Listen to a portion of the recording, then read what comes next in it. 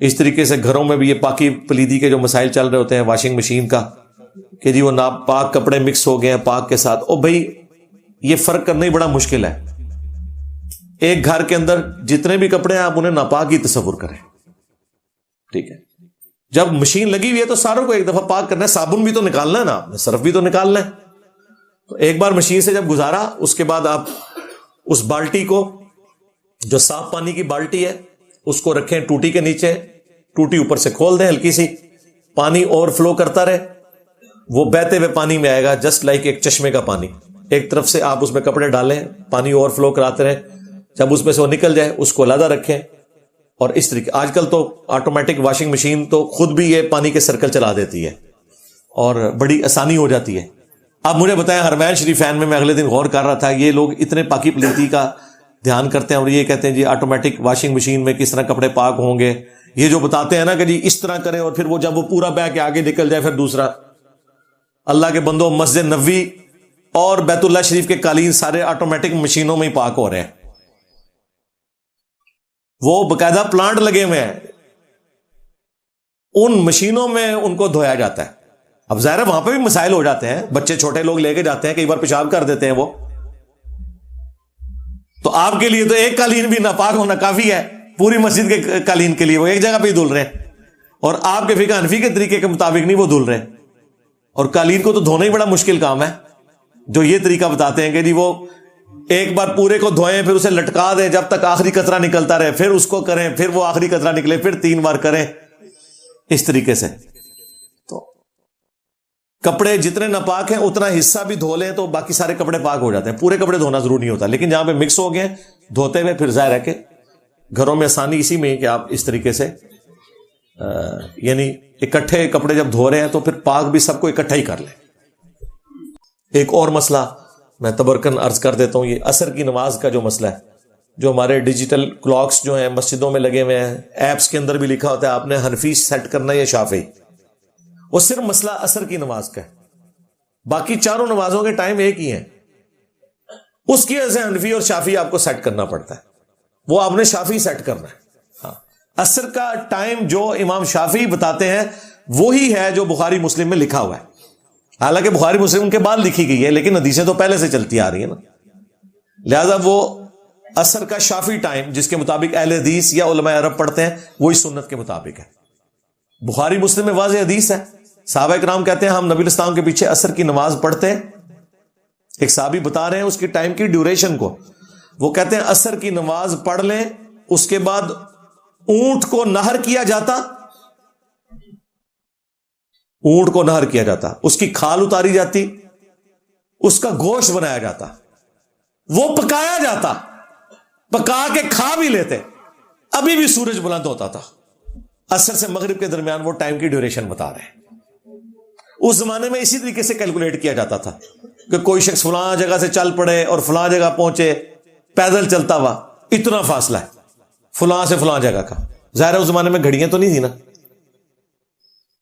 اب یہ حدیث گلے میں اٹک گئی حنفیوں کے. یہ حدیث بخاری میں بھی مسلم میں بھی، اس میں تو واضح لگ رہا ہے کہ عصر کی نماز کم از کم 2-2.5 گھنٹے پہلے آپ نے غروب آفتاب سے پہلے پڑھنی ہے. ہمارے جو استاد غلام رسول سعیدی صاحب بریلوی محدث گزر چکے ہیں، اللہ تعالیٰ ان کی غلطیوں سے درگزر فرمائے، انہیں نیک کاموں کا اجر دے.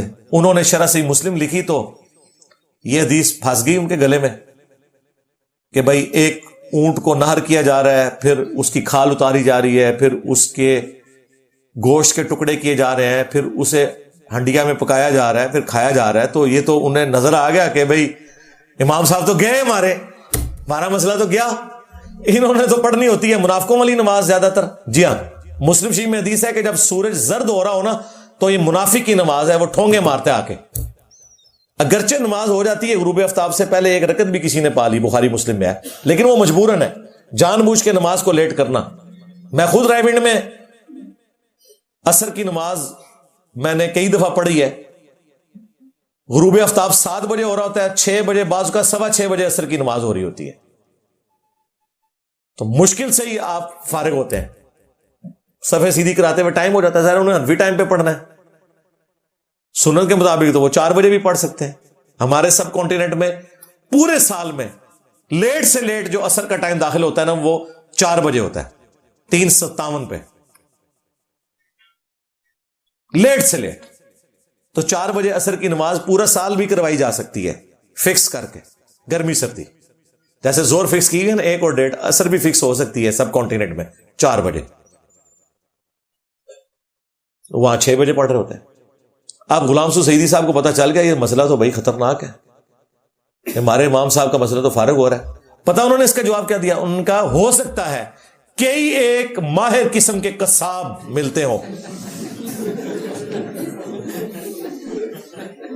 یعنی وہ کہہ رہے کئی ایک قصاب مل کے اونٹ گراتے ہوں، پیرلل میں وہ کھال اتار رہے ہوں اور اس کی بوٹیاں. یعنی وہ جو صحابی ہیں وہ یہ بتانا چاہ رہے تھے کہ کئی قصاب مل کے 5 منٹ میں اونٹ گرا کے انفیوں کی نماز کا ٹائم ثابت کرتے تھے. وہ تو بتانا چاہ رہے ہیں نارملی جب ایک اونٹ کو گرایا جاتا ہے، اس کو نہر کیا جاتا ہے، اس کی کھال اتاری جاتی ہے، اس پہ ایک ٹائم لگتا ہے، اس کے بعد اس کا گوشت بنانے میں بھی ٹائم لگتا ہے، پھر اس کو پکایا جاتا ہے، کھا بھی لیا جاتا ہے، ابھی بھی سورج بلند، تو 2-2.5 گھنٹے بنتے ہیں. اس کا کوئی جواب نہیں ہے سوائے اس کے کہ کوئی شخص ہٹ درمی پہ اترا ہو اور وہ ماننا نہ چاہے، وہ الگ بات ہے. ادروائز یہ بالکل کرسٹل کلیئر ہے. اور میں آپ کو بتاؤں جب میں نے یہ تحقیق شروع کی نا 2008 کی بات ہے، جب میں نے یہ دوبارہ سے حدیث کی کتابیں پڑھنی شروع کی تو میں نے ایک پورا اپنا ویکینڈ صرف اس کے اوپر لگایا کہ میں عصر کی نماز کا ٹائم دیکھوں کہ کس کا صحیح ہے.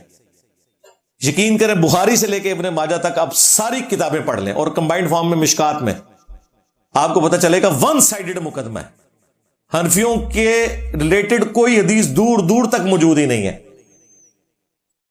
کہ یہ نماز کا ٹائم جو یہ بتا رہے ہیں.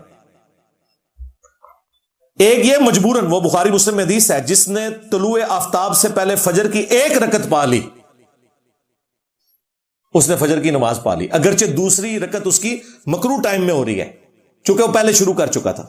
اور جس نے غروب آفتاب سے پہلے عصر کی 1 رکعت پا لی اس نے عصر کی نماز پا لی. یہ مجبوراً ہے، اگرچہ 3 رکعتیں اس کی مغرب کے وقت میں ہو رہی ہیں، مجبوراً. ادھر بھی حنفی 2 نمبری کرتے ہیں، عصر کے لیے مانتے ہیں کیونکہ اپنے بابے کا مسئلہ حل کرنا ہے، فجر کے لیے مانتے ہی نہیں ہے اس حدیث کو.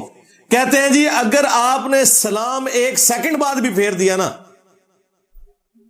تو آپ کی نماز پوری ختم ہوگی.